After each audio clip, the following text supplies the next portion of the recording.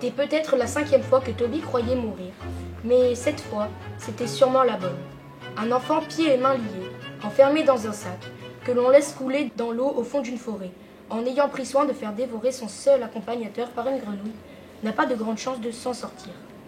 Toby, entièrement immergé dans le noir total, incapable de respirer, continuait pourtant à compter chaque seconde comme si tout pouvait encore arriver. Aussi que, comme par hasard, il n'avait plus envie de mourir. C'est toujours ainsi quand c'est trop tard. Il faut le savoir. Toby fut à peine surpris quand il sentit son sac être traîné quelques secondes, s'élever, puis se vider progressivement comme une autre. Il avala une grande boulée d'air pur qui lui envahit les poumons. Il vit alors une toute petite main venir lui fouiller le sac et lui chatouiller le menton. C'est moi! Toby connaissait cette voix. Le sac s'ouvrit. Ce qu'il lui vit lui remplit les yeux d'une grande douceur. C'était Tête de Lune. Le petit pelé à la ceinture jaune les avait suivis pas à pas depuis le début. Aucun autre visage n'aurait pu rassurer autant Toby.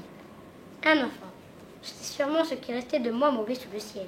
La grenouille est méchante, elle a mangé Vidov. Toby pensa à son pauvre porteur.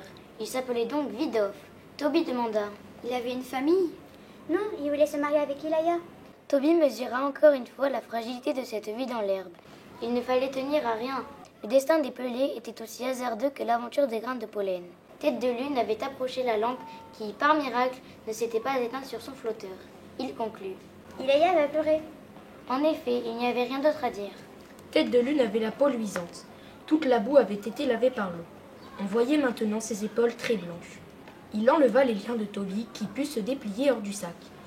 Toby se tenait debout, le buste au-dessus de l'eau. Le petit garçon lui dit « Tu peux bâtir? Attends le matin, ton arbre est par là. Et toi? Moi je retourne consoler Ilaya. Tu n'as pas peur? Quel âge tu as? Tête de Lune se fendit d'un quart de soir. Si je me fais attraper par un hasard ou une grenouille, Ilaya pleurera un peu plus. Alors, je vais faire attention.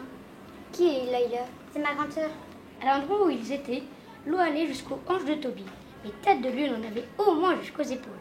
C'est un miracle que le petit garçon ait pu arriver jusque-là. Pourquoi tu nous as suivis? Je sais pas, j'y ai pas pensé. Et il s'éloigna en disant Adieu, petit arbre. Toby fut à peine un pas dans la direction que lui avait indiquée Tête de Lune. Il poussa la lampe devant lui, mais aussitôt, elle grésilla et s'éteignit. La nuit était rigoureusement noire. À nouveau, Toby croyait voir des yeux clignoter dans l'obscurité. Jamais il n'avait ressenti une telle solitude. Un long moment passa.